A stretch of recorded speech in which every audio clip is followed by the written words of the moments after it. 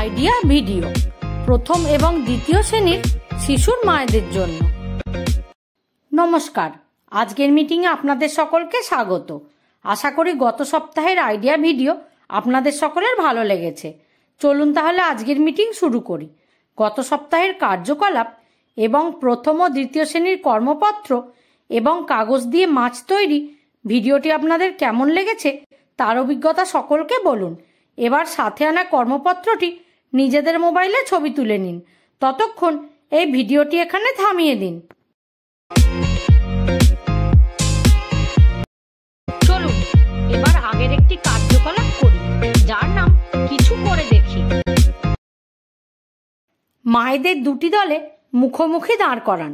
একজন মাকে মাঝখানে দাঁড় করান। উভয় দিক থেকে একজন করে মাকে এক পায়ে লাফিয়ে মাঝখানের মায়ের কাছে গিয়ে আবার নিজের জায়গায় ফিরে আসতে হবে। যে মা সব থেকে আগে নিজের জায়গায় ফিরে আসবে সে বিজয়ী হবে। এই খেলাটি হওয়া পর্যন্ত ভিডিওটি এখানে থামিয়ে দিন। চলুন এবার আগের একটি কার্যকলাপ করি, যার নাম কিছু নতুন শিখি। আমরা হলাম শিশুদের কাছে প্রথম সুপারহিরো এবং রোল মডেল। এই পরিস্থিতিতে চলুন সেসব বিষয় সম্পর্কে জেনে নিই যা আপনার শিশুর মনে খারাপ প্রভাব ফেলে। শিশুদের ওপর চিৎকার বন্ধ করুন। শিশুদের প্রতি ক্রমাগত চিৎকার তাদের মানসিক ও কল্পনা শক্তির বিকাশকে নেতিবাচকভাবে প্রভাবিত করতে পারে। এটি শিশুদের মধ্যে নিরাপত্তাহীনতা, আত্মবিশ্বাসের অভাব এবং মানসিক চাপ বাড়াতে পারে। শিশুদের ওপর চিৎকার করার নেতিবাচক পরিণতি: কম আত্মসম্মান বোধ। ক্রমাগত চিৎকার শিশুদের আত্মসম্মান হ্রাস করতে পারে। তারা নিজেকে নিকৃষ্ট বোধ করতে শুরু করে। সম্পর্কের মধ্যে তিক্ততা। পিতামাতা এবং শিশুদের সম্পর্কের মধ্যে তিক্ততা আসতে পারে। শিশুরা তাদের পিতামাতার কাছ থেকে দূরে থাকতে পারে। শারীরিক প্রভাব: ক্রমাগত চাপ এবং চিৎকার শিশুদের শারীরিক স্বাস্থ্যের উপরেও প্রভাব ফেলতে পারে, যেমন মাথা ব্যথা, পেট ব্যথা ইত্যাদি। এটি বন্ধ করার উপায়: শান্ত এবং ধৈর্যশীল থাকুন। যখনই আপনি রেগে যান, প্রথমে নিজেকে শান্ত করুন এবং কিভাবে আপনি পরিস্থিতি আরো ভালোভাবে পরিচালনা করতে পারেন তা নিয়ে ভাবুন। ইতিবাচক যোগাযোগ: শিশুদের সাথে ইতিবাচক এবং সম্মানের সাথে কথা বলুন। তাদের বোঝান তারা কি ভুল করেছে এবং কিভাবে তারা এটি ঠিক করতে পারে। সময় বের করুন। শিশুদের সাথে সময় কাটান এবং তাদের অনুভূতি বোঝার চেষ্টা করুন।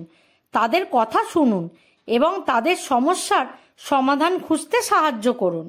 মনে রাখবেন, শিশুদের ওপর চিৎকার করা বন্ধ করলে তাদের আত্মবিশ্বাস এবং মানসিক স্বাস্থ্যের উন্নতি হতে পারে।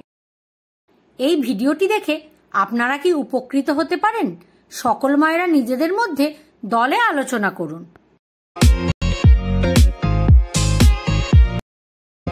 চলুন এবার পরের একটি কার্যকলাপ করি, যার নাম বাড়ি গিয়ে শিশুকে করান। আগে থেকে তৈরি সংখ্যা কার্ড, যে কোনো প্যাকেট বা সবজি ইত্যাদি নিন। নিজের দোকান বসান। শিশুকে দোকানদার বানান এবং পরিবারকে ক্রেতা।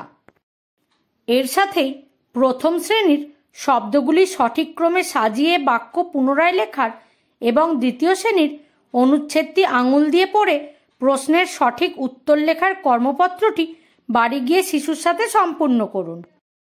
দেওয়া কার্যকলাপ এবং কর্মপত্রটি করে শিশুরা কি আনন্দ পেয়েছে?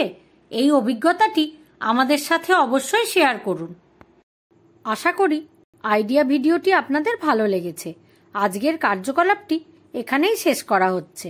এই ধরনের আরও নতুন নতুন কার্যকলাপ জানতে আগামী সপ্তাহে আমরা আবার একত্রিত হব। ততদিন পর্যন্ত নিজের ও শিশুর যত্ন নিন। ধন্যবাদ।